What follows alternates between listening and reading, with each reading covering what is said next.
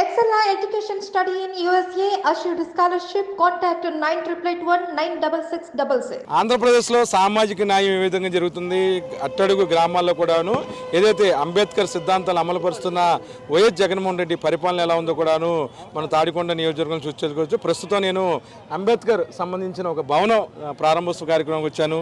ఈ ప్రాంతంలో పెద్ద ఎత్తున కూడాను ఎవరైతే మహిళలు కానీ వృద్ధులు కానీ పెద్ద ఎత్తున జగన్ గారి వీరాభిమానులు ఉన్నారు. ప్రత్యేకించి ఈ ప్రాంతంలో ఎందుకని జగన్ ఆ విధంగా ఆరాధిస్తున్నారు, అంబేద్కర్ ఆశయాలను సాధిస్తున్న ఏకైక వ్యక్తిగా అంబేద్కర్తో పోల్స్తూ ఎందుకని ఒక రకంగా వైబ్స్. ఈరోజు నిడుముక్కల గ్రామంలో డాక్టర్ బాబాసాహెబ్ అంబేద్కర్ గారి కాంస్య విగ్రహం ఏర్పాటు అంటే విగ్రహావిష్కరణ జరుగుతుంది. దానికి ముఖ్య అతిథిగా ఈ నియోజకవర్గ సమయకర్త ప్రతిపాడు శాసనసభ్యురాలు శ్రీమతి మేఘతోటి సుచరిత గారి చేతుల మీదుగా ఆవిష్కరణ జరగబోతూ ఉంది. మీరు చూసినట్లయితే ఈ కాన్సెప్ట్ ఏంటంటే ఇక్కడ ఉన్నటువంటి వాళ్ళందరూ కూడా అంటే ఈ ఊర్లో ఉన్నటువంటి దళితులు అనేకమైన బహుజనులు అందరూ కూడా అంబేద్కర్ ఆలోచన విధానంలో నడిచేటువంటి ఒక గొప్ప గ్రామం ఇది. అటువంటి గ్రామంలో ఇదంతా కాంపౌండ్ అంతా కమిటీ ఏరియా ఇదంతా కూడా ఒక పార్లమెంటు భవనాన్ని ఒక నమూనాన్ని సృష్టించి దాన్ని నిర్మించుకుని దానిపైన డాక్టర్ బాబాసాహెబ్ అంబేద్కర్ గారి కాంస్య విగ్రహాన్ని రాజ్యాంగ నిర్మాత పార్లమెంటు ద్వారా లేకపోతే రాజ్యాంగం రచించి ఈ దేశంలో బడుగు బలహీన వర్గాల ప్రజల జీవితాల్లో వెలుగులు నింపినటువంటి మహనీయుడిని ఒక దేవుళ్లాగా ఆరాధించేటువంటి ఒక ఆరాధనా భావంతో ఈ గ్రామస్తులందరూ కూడా ఒక గొప్ప ఆలయంలాగా దాన్ని ఒక పవిత్ర దేవాలయంలాగా ఇక్కడ ఏర్పాటు చేసుకోవడం జరిగింది. అది ఈరోజు 25 ఫిబ్రవరి 2024 ప్రతిపాడు శాసనసభ్యురాయలు అదేవిధంగా తాడికొండ నియోజకవర్గ సమన్వయకర్త గారు చేతుల మీదుగా ముఖ్య అతిథిగా చేతుల మీదుగా ప్రారంభం చేసే చాలా సంతోషం. చెప్పండి సార్, గ్రామాల్లో కూడా ఇటువంటి నిర్మాణాలు జరపాలని ఆలోచించిన గ్రామస్తులకు హ్యాట్సాప్ చెప్పొచ్చు. ఏంటి ఇది, ఎందుకని ఇలాగ చేయగలిగారు? ఇప్పుడు అంబేద్కర్ అనగానే జనరల్గా అంబేద్కర్ రాజ్యాంగం రాశాడు, ఒక ఎస్సీ ఎస్టీలకు మాత్రమే ఒక రాజ్యాంగ హక్కులు కల్పించాడు అనేటువంటి ఒక అపోహలో ఉన్నాము. అది డాక్టర్ బాబాసాహెబ్ అంబేద్కర్ యొక్క జీవితం లేకపోతే ఆయన యొక్క ఆలోచన విధానం ఏంటంటే భారతదేశంలో ఉన్నటువంటి ఎస్సీ ఎస్టీలకే కాకుండా భారతదేశంలో పుట్టినటువంటి ప్రతి భారతీయుడి కోసం ఆయన కష్టపడ్డాడు. స్వాతంత్ర సమరయోధుడు. అనేక గ్రంథాలను చదివి ఆయన చదివినటువంటి 32 డిగ్రీలు చదివాడు. ప్రపంచంలోనే అత్యంత మేధావుల్లో అంటే మొదటి 3 మేధావుల్లో ఒక మేధావి ఆయన. తన జ్ఞానాన్ని సంపాదించి ఈ దేశానికి తన జీవితాన్ని కుటుంబాన్ని త్యాగం చేసి ఈ దేశం సేవ కోసం అంటే ఒక బడుగు బలహీన వర్గాల కోసమే కాకుండా ఎస్సీ ఎస్టీలనే కాకుండా భారతదేశ ప్రజలందరి కోసం తన జీవితాన్ని దారబోసి ఈ ఆధునిక భారతదేశ నిర్మాతల్లో అగ్రగణ్యుడిగా కొనసాగింపు అంటే కొనియాడబడుతున్నటువంటి డాక్టర్ బాబాసాహెబ్ అంబేద్కర్ గారి ఆలోచన విధానం ఈ చదువుకోవడం ద్వారా ఆయన కల్పించినటువంటి హక్కుల ద్వారా చదువుకుని ఉపాధి పొంది అనేక డిపార్ట్మెంట్లో లేకపోతే గవర్నమెంట్ సర్వీసుల్లో అనేక రంగాల్లో వృద్ధిలోకి వచ్చినటువంటి వారు ఇప్పుడు టెక్నాలజీ ద్వారా లేకపోతే చదువుకోవడం ద్వారా అంబేద్కర్ ఆలోచన విధానం పెరిగి ఆ సామాజిక స్పృహ అనేది సామాజిక బాధ్యత అనేది అన్ని గ్రామాల్లో కూడా పెరిగిపోతూ ఉంది. ఆ సామాజిక స్పృహని అంబేద్కర్ యొక్క స్ఫూర్తిని తన పరిపాలనలో పరిపాలనలో ఫాలో అవుతున్నటువంటి జగన్ గారిని సహజంగా వీళ్ళు అభిమానించడం అనేది జరుగుతూ ఉంది. ఎందుకంటే మా ఎస్సీ ఎస్టీల్లో జీవితాల్లో ఎప్పుడు కూడా స్వాతంత్రం వచ్చిన తర్వాత ఇంత సంక్షేమం అనేది ఎప్పుడు చూడలేదు.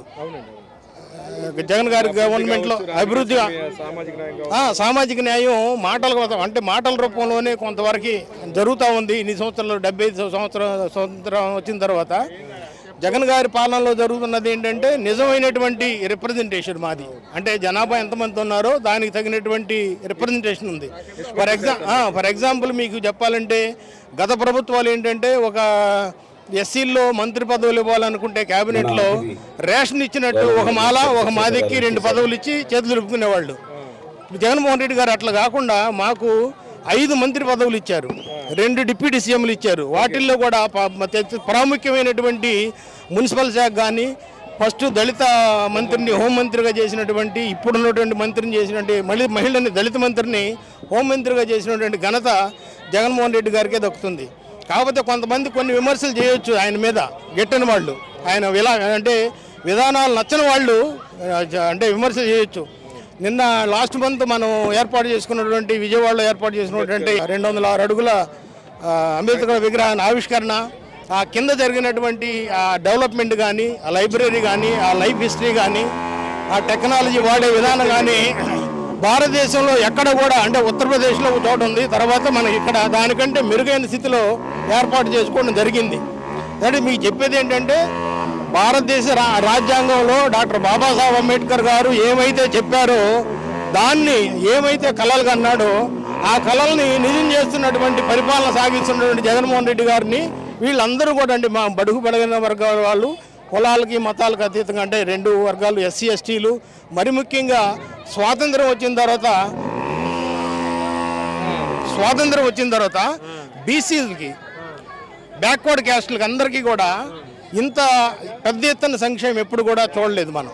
ఎస్సీ ఎస్టీలకే పరిమితమైనటువంటి సంక్షేమం బీసీలకి చాలా లక్షల రూపాయల్లో ప్రతి కుటుంబానికి ఏదో ఒక రూపంలో లబ్ధి చేకూరుతానే ఉంది. అదంతా కూడా ప్రజల దగ్గర నుంచి వచ్చేటువంటి ఆదాయమే, పన్నుల రూపంలో వచ్చేటువంటి ఆదాయాన్ని, ప్రజల డబ్బుని ప్రజలకి న్యాయబద్ధంగా, ధర్మబద్ధంగా, వితౌట్ కరప్షన్, మధ్యవర్తులు ప్రమేయం లేకుండా చక్కగా అందిస్తున్నటువంటి పరిపాలన సాగుతూ ఉంది.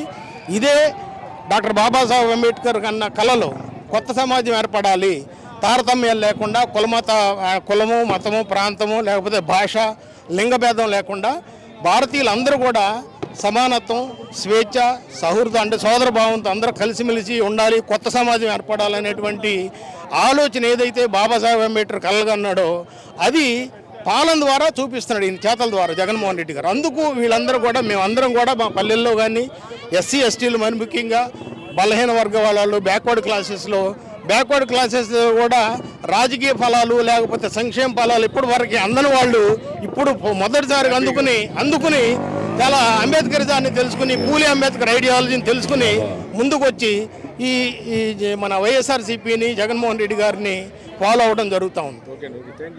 మొత్తమే కూడాను ఆంధ్రప్రదేశ్లో బడుగు బలహీన వర్గాలు అభ్యున్నతికి రాష్ట్ర ప్రభుత్వం ఏదైనా కృషి చేస్తుందిగా తెలిపారు. ఊర్లో గ్రామస్తులు ఉన్నారు.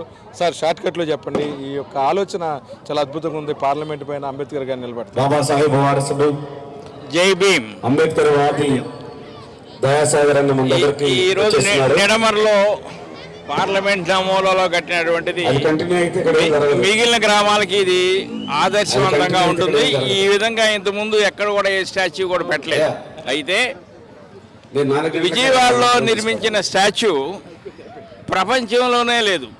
ఎందుకంటే మార్టిన్ లూథర్ కింగ్ నీగ్రోల కోసం పోరాడించినటువంటి వ్యక్తికి వాషింగ్టన్లో ఒక మ్యూజియం ఉంది, మిసిసిపిలో ఇంకో మ్యూజియం ఉంది.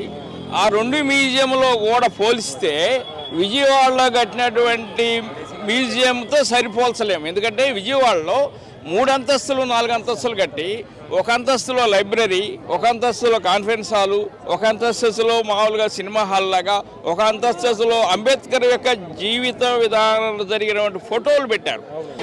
గ్రామంలో అభివృద్ధిపై ప్రజలందరూ కూడా